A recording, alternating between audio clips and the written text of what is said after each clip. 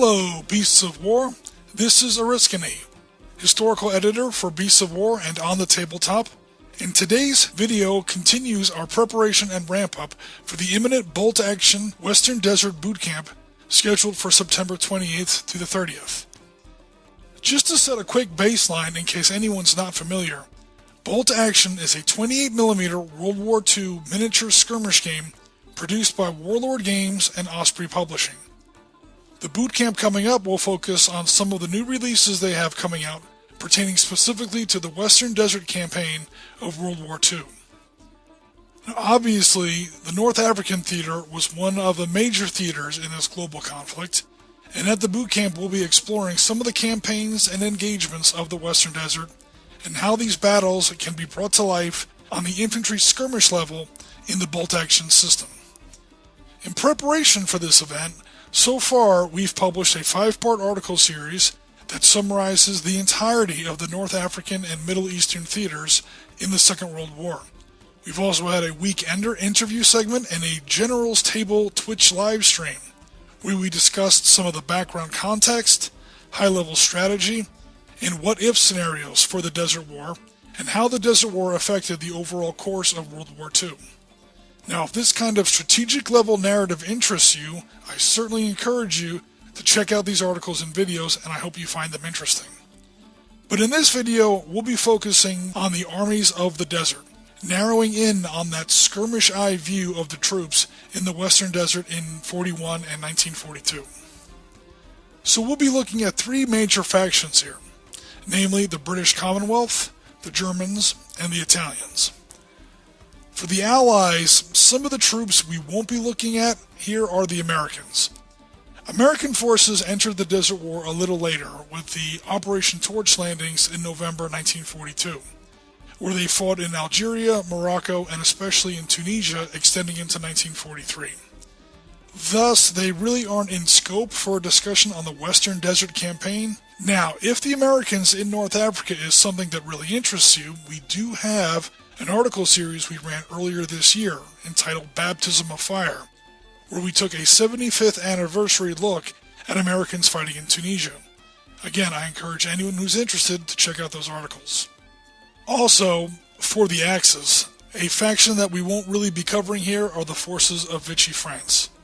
While Vichy French units were engaged on the Axis side and fought pretty heavily in places like Madagascar, Syria, and especially in their colonies in Morocco and Algeria, again, we don't really see them engaged in the Western Desert specifically, so we'll be leaving them off the table just for this video. So let's get started with a look at our first faction, the British Commonwealth. When most people think of the British fighting in North Africa, they imagine the iconic 8th Army, the legendary victors of El Alamein. Okay, first a couple of things. British forces here in the Western Desert were initially a much smaller unit known as the Western Desert Force. This was roughly the size of an understrength corps, with 3 divisions at most in its order of battle. Specifically, this would be elements of the 7th Armored, 6th Australian, and 4th Indian Divisions. Later, this would grow into the 13th Corps for battles in mid-1941. 30 Corps would later join 13th Corps to officially form the 8th Army that we all know, later in 1941. And finally, 10th Corps would later be added into a reinforced 8th Army for the battles of El Alamein later in 1942. Now clearly, from a Western Desert force with a strength of about 25,000 at most, to a full 8th Army order of battle with a strength of about, well over 200,000, we can see that these forces change out of all recognition depending on where you are in the timeline. So if you're interested in building a historically accurate or a campaign-themed force, consider just a little historical background just to get a focus on what units you might be interested in. Of course, Osprey publishes a fantastic series of books on the subject, or you can reach out to your friendly historical editor here on Beasts of War. He just might be able to help you out. But perhaps the biggest misconception regarding British forces in the desert is simply that they were British at all. Well over half of them weren't. From the very outset, 2/3 of the Western Desert Force was either Australian or Indian. And when I say Indian, I'm including regiments and battalions drawn from the modern Republic of India, Pakistan, Bangladesh, and Nepal. Later, we would see brigades drawn from South Africa. New Zealand divisions were also present, and included some very tough regiments of Maori tribesmen. Free French forces fought through many of the toughest battles, including a legendary action at Bir Hakeim and El Alamein, where a brigade of Free Greeks was also involved. Carpathian Poles and Czechs fought during the later stages of the Siege of Tobruk, and there's even a Zionist battalion of Palestinian Jews who fought beyond heroically at Bir el-Helmat in the spring of 1942. Now, the thing to remember with these Commonwealth multinational units is you can build them in 28mm as British. They organized along British orders of battle, they used British weapons and British equipment. The uniforms were also largely British, although some regiments did use different headgear to distinguish their regions of origin. These multinational formations were almost universally infantry units.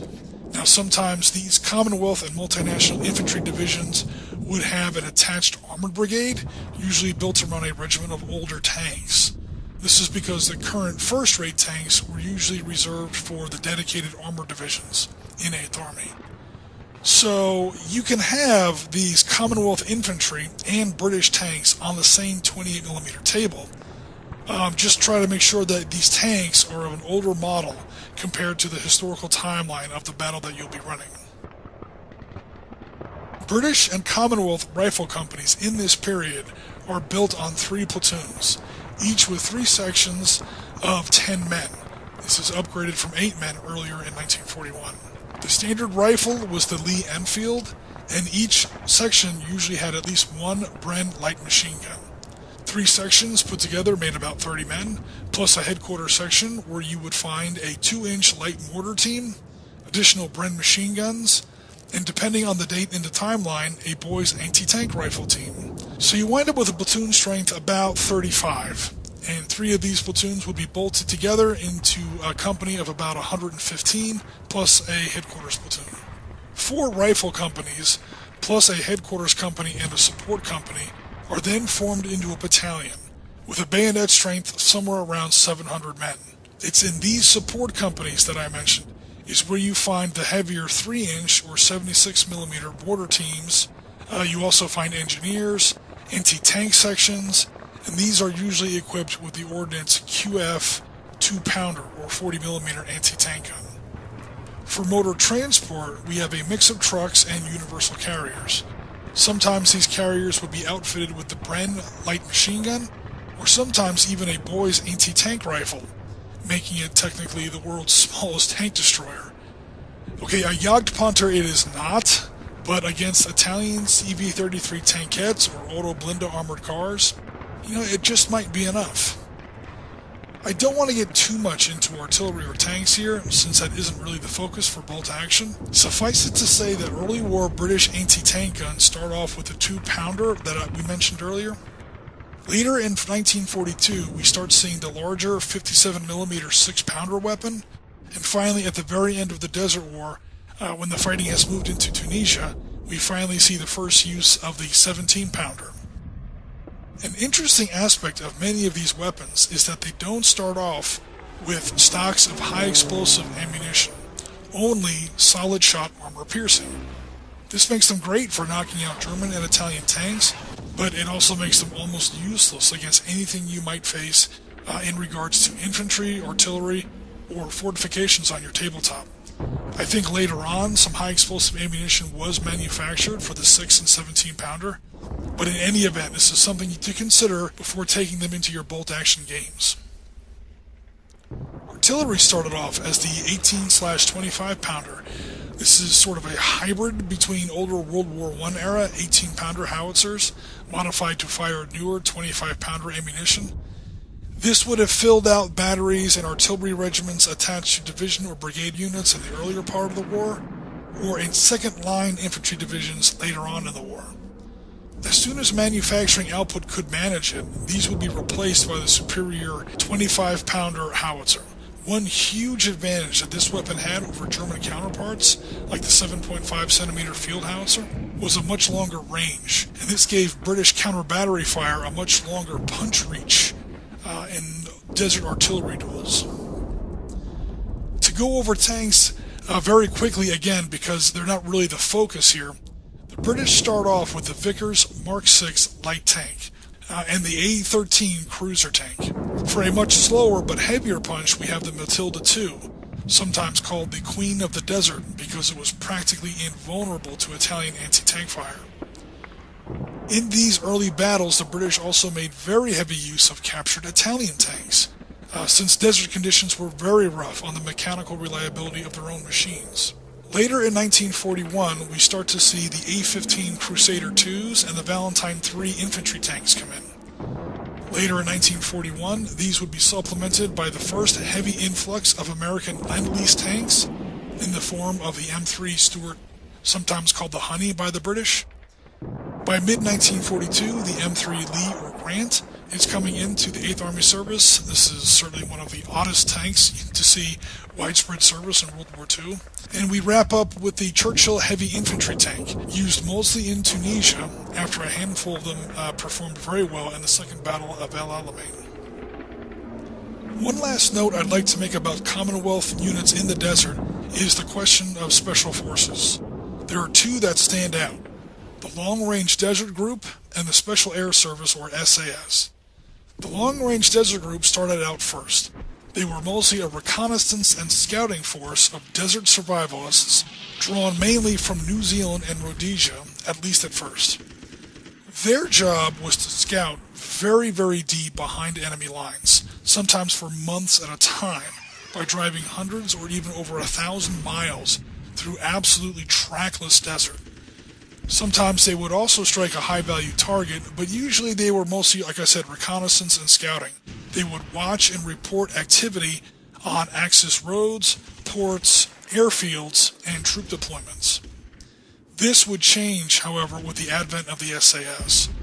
This is a much more militant and commando-style strike unit, but for all their military training, they often needed the Long-Range Desert Group to get them through the desert, behind the enemy, and close to their targets.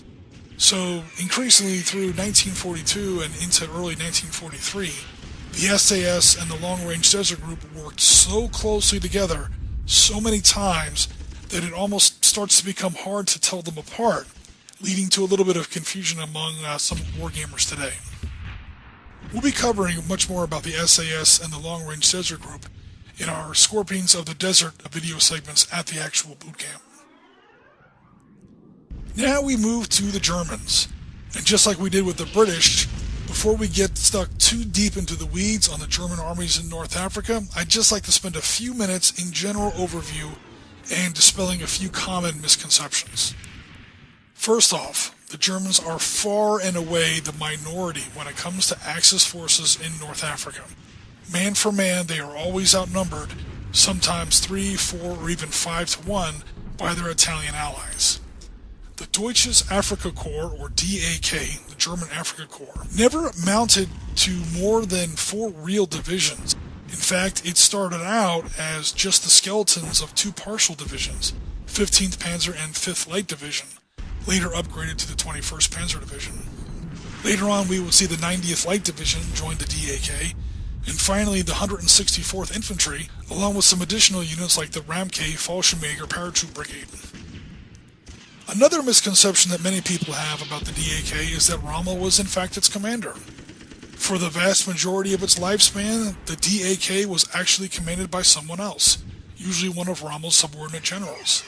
Soon after winning his first victories in Africa, Rommel's DAK was reinforced to become Panzer Group Africa. Rommel then became commander of the Panzer Group, of which DAK was only the central component, of course led then by another general. This would happen again later when Panzer Group Africa was upgraded again to become Panzer Army Africa. Another thing to remember about the German soldier in Africa is that he was almost always very, very sick. Most of the time, German units had a harder time with supply than their Commonwealth opponents, including, most importantly, water. German units usually had just enough water for drinking, with any non-potable water then going into vehicle radiators. nothing was left for sanitation, which meant that hygiene and health suffered badly. Dysentery, malaria, and jaundice are absolutely rampant among German ranks through most of the Africa campaign, and even troops who were fit for combat were often badly hampered by weakness. Rommel was no exception. His health was absolutely ruined by the desert, and he was frequently back in Germany for medical care for a variety of ailments, and in fact he was absent for the critical outset of the Second Battle of El Alamein. German infantry organization shows important differences from their Commonwealth counterparts at the very lowest levels. They have 10-man squads, the same as the Commonwealth 10-man section, but only 7 of these men in the German squad are actually riflemen. 2 more men make up a dedicated MG-34 light machine gun team mounted on a bipod in the squad support role with an NCO armed with a submachine gun. The volume of sustained firepower that could be expected from an MG-34 firing from 50, 100, or even 200 round linked belts at 900 rounds a minute is clearly much higher than anything capable from a Bren gun firing from a 20-round magazine. This is the cornerstone of the German squad's edge and firepower, and thus their ability to maneuver in the face of active enemy units. This is because this increased firepower means that the enemy is easier to pin down. When the enemy is pinned down, it's easier for you to move. More freedom of movement means more tactical options for flanking or assault or envelopment, and this gives the German rifle squad a clear advantage over its opposite number. 4 such squads are put together, plus a platoon headquarters, into a German rifle platoon. There are 3 such platoons in a German infantry company, with one of the platoons also including a section of 5cm mortars. Besides these 3 platoons, a German company also includes a headquarters section and a section of 7.92mm anti-tank rifles. 3 of these rifle companies are typically put together along with a machine gun company. These are probably going to be MG-34 machine guns mounted on tripods in the larger battalion support role. And all of this forms together into an infantry battalion. In its headquarters and support element, these battalions are usually supported by heavier 8cm mortars, an anti-tank battery of either 3.7 or 2.8cm light anti-tank guns, engineers, and 7.5cm or even 15cm infantry howitzers, depending on the unit in question. In all, the average German infantry unit, be it platoon, company, or battalion, is bigger, meaner, and deadlier than its opposite number.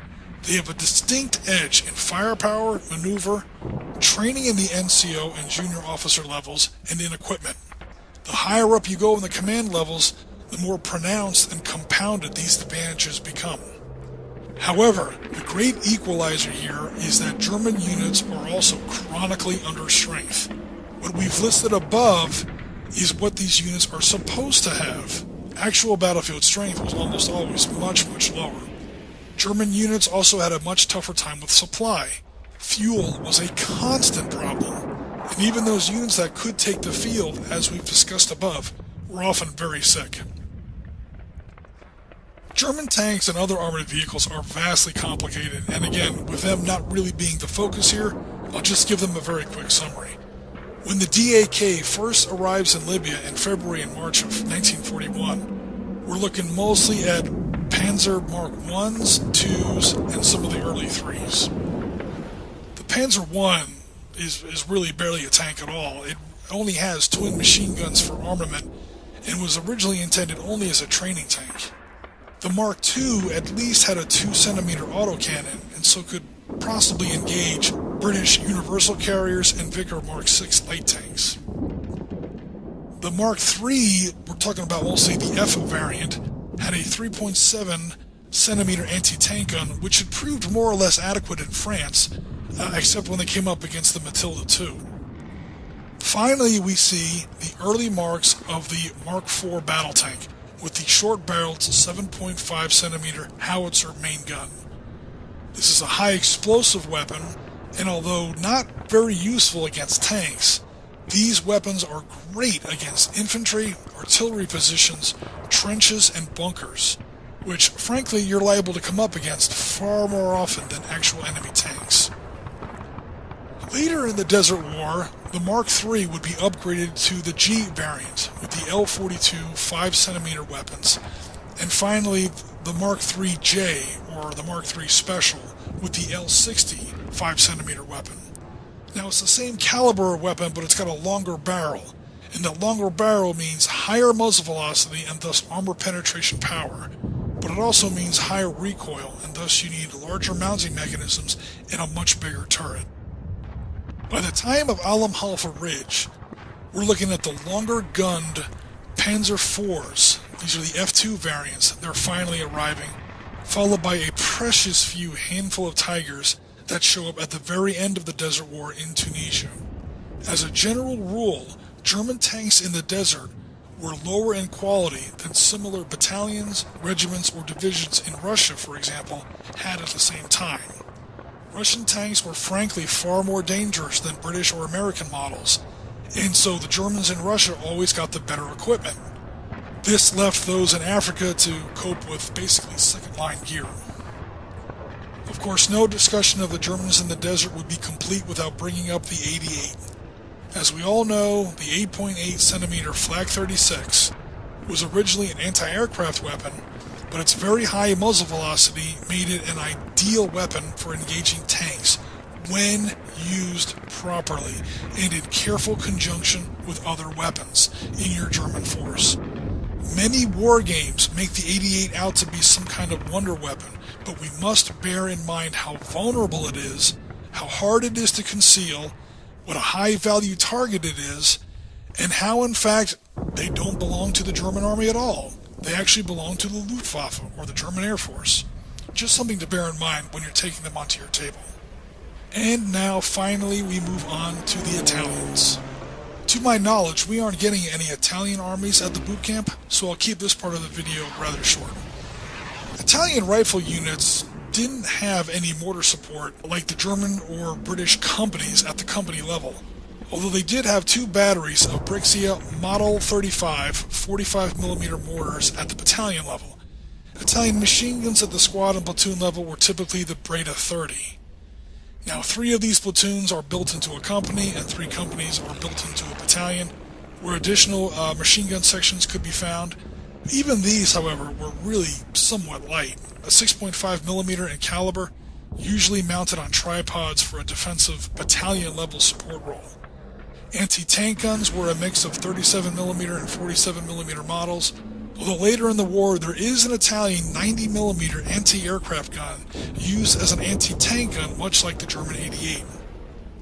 We do see some short-range, direct-fire 65 and 75mm infantry howitzers used for close support in artillery regiments attached around a division level. Italian tanks and armored vehicles in the Desert War are really not that impressive.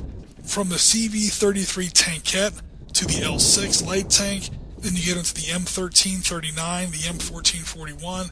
These vehicles really are some of the worst used by any power in any of the Western theaters of World War II.